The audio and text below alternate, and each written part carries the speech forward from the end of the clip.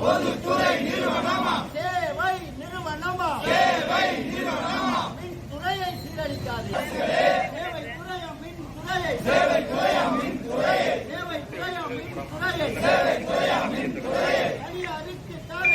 தனியாருக்கு தாரை வாக்கு